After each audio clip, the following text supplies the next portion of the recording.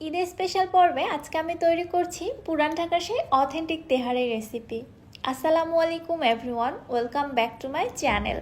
তেহারি রান্না করা কিন্তু খুবই সহজ আর সিম্পল কিছু মশলা দিয়ে তৈরি করা হয়, তবে সঠিক মশলার ব্যবহার না করলে পুরান ঢাকার সেই অথেন্টিক তেহারির টেস্টটা আসে না। আজকে আমি পুরান ঢাকার সেই অথেন্টিক তেহারির মশলা তৈরি সহ পুরো রেসিপিটি আপনাদের মাঝে শেয়ার করছি। চলুন কথা না বাড়িয়ে রেসিপিটি দেখে আসি।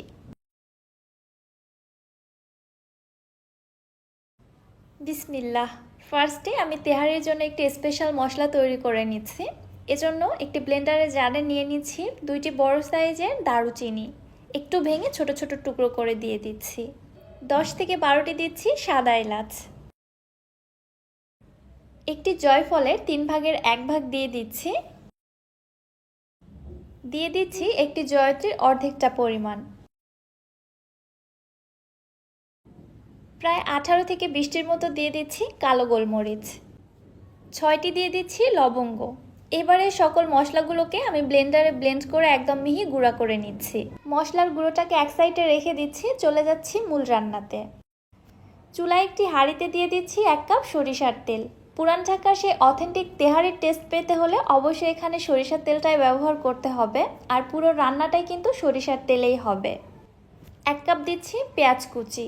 এবারে নেড়ে চেড়ে পেঁয়াজটিকে আমি ভেজে একটু সফট করে নিচ্ছি। এবারে দিয়ে দিচ্ছি 2 টেবিল চামচ আদা বাটা, 1 টেবিল চামচ রসুন বাটা। নেড়ে চেড়ে আদা রসুনের কাঁচা স্মেলটা চলে যাওয়া পর্যন্ত ভেজে নিচ্ছি। পেঁয়াজের সঙ্গে আদা রসুনটা ভাজা হয়ে গিয়েছে। এখানে আমি নিয়েছি 1 কেজি গরুর মাংস। হাড় চর্বি সহই মাংসটা এখানে ব্যবহার করেছি। আর মাংসের টুকরোগুলো একটু ছোট ছোট করে কেটে নিয়েছি, তেহারিতে মাংসের টুকরো ছোটই রাখা হয়। নেড়ে চেড়ে মাংসটাকে পেঁয়াজের সঙ্গে 2 মিনিটের মতো কষিয়ে নিচ্ছি। এবারে মাংসের মধ্যে দিয়ে দিচ্ছি গুঁড়ো করে রাখা সেই তেহারির মশলাটা। সম্পূর্ণ মশলাটা এখানে দিয়ে দিচ্ছি। সাথে দিয়ে দিচ্ছি 1 চামচের থেকে সামান্য একটু কম লবণ। লবণটা এখানে স্বাদ বুঝে দিতে হবে। এবারে আবারও নেড়ে চেড়ে মাংসটাকে কষিয়ে নিচ্ছি 7 থেকে 8 মিনিটের মতো। এবারে দিয়ে দিচ্ছি 2 টেবিল চামচ টক দই। দইটা আমি আগে থেকে খুব ভালোভাবে ফেটে রেখেছিলাম। সাথে দিয়ে দিচ্ছি 9 থেকে 10টি আস্ত কাঁচামরিচ। রান্নাটা করতে করতেই কিন্তু মরিচগুলো গলে যাবে, সো আস্ত দিলেও কোনো সমস্যা নেই, তবে আপনারা চাইলে মাছ বরাবর একটু চিড়েও দিতে পারেন। চুলার হিটটাকে লোতে রেখে ঢাকনা দিয়ে ঢেকে রান্না করে নিচ্ছি প্রায় 10 মিনিট। 10 মিনিট পরে ঢাকনাটি উঠিয়ে নিলাম। এবারে দেখুন মাংস থেকে কিন্তু অনেকটা পরিমাণে পানি ছেড়েছে। এই পানিতে মাংসটা রান্না হবে, এখানে এক্সট্রা করে কোনো পানি অ্যাড করা যাবে না। আবারও ঢাকনা দিয়ে ঢেকে লো হিটে রান্না করে নিচ্ছি। মাঝে মাঝে ঢাকনাটি উঠিয়ে একটু উল্টে পাল্টে নেড়ে চেড়ে যেতে হবে। মাংসের পানিটা টেনে মাংসটা যেন প্যানের তলায় লেগে না যায়, এদিকটা লক্ষ্য রাখতে হবে। এইভাবে রান্না করতে করতে যখন মাংসের পানিটা সম্পূর্ণই টেনে গিয়েছে এবং মাংস থেকে তেল ছাড়তে শুরু করেছে, এই পর্যায়ে আমি মাংসগুলোকে ছেঁকে উঠিয়ে নিচ্ছি। মাংসর তেলটা এবং গ্রেভিটা কিন্তু প্যানেই থাকবে, জাস্ট মাংসগুলোকে উঠিয়ে নিব। এইবার এই তেল মশলার মধ্যে বাকি রান্নাটা হবে। আমি 3 কাপ পোলাওয়ের চাল বা চিনি গুঁড়া চাল পানি দিয়ে খুব ভালোভাবে ধুয়ে স্ট্রেনারে রেখেছিলাম এক্সট্রা পানিটা ঝরে যাওয়ার জন্য। পানিটা যখন পুরোপুরিভাবে ঝরে গেছে তখন এই চালটা আমি এর মধ্যে দিয়ে দিচ্ছি।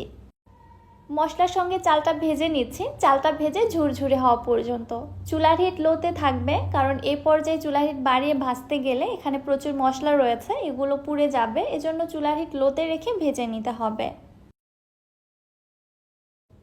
চালটা যখন ভাজা হয়ে গিয়েছে তখন এর মধ্যে দিয়ে দিচ্ছি 6 কাপ ফুটন্ত গরম পানি। যেহেতু এখানে 3 কাপ চাল ব্যবহার করা হয়েছে, চালের তুলনায় পানি কিন্তু ডাবল লাগে, এজন্য 6 কাপ পানি দিয়েছি।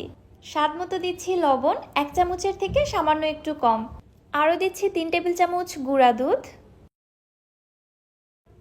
5 থেকে 6টি আস্ত কাঁচামরিচ। নেড়ে চেড়ে সব কিছু একটু ভালোভাবে মিশিয়ে নিয়ে ঢাকনা দিয়ে ঢেকে রেখে দিচ্ছি এবং অপেক্ষা করছি পানিটা টেনে আসা পর্যন্ত। এই পর্যায়ে দেখুন সম্পূর্ণ পানিটাই টেনে গিয়েছে, তবে চালটা কিন্তু এখনও ফোটেনি, কাঁচাই রয়েছে।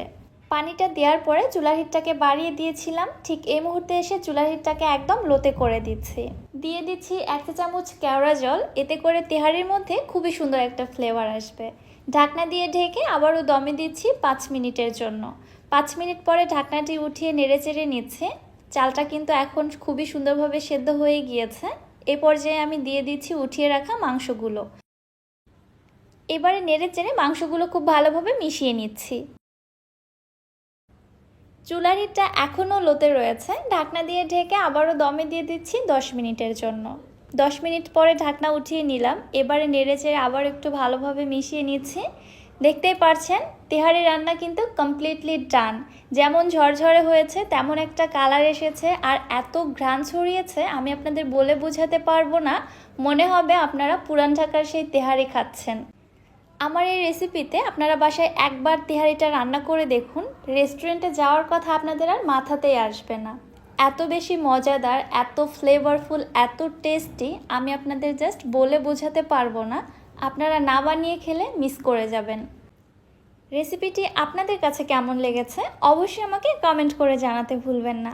ভিডিও ভালো লাগলে যারা আমার ইউটিউব চ্যানেল থেকে ভিডিওটি দেখছেন চ্যানেলটি সাবস্ক্রাইব করে দিবেন, এবং যারা ফেসবুক পেজ থেকে দেখছেন পেজটিতে একটি লাইক অথবা ফলো দিয়ে দিবেন। সো আজকে আর বেশি কথা বাড়াচ্ছি না, আজকের মতো বিদায় নিচ্ছি। আল্লাহ হাফেজ।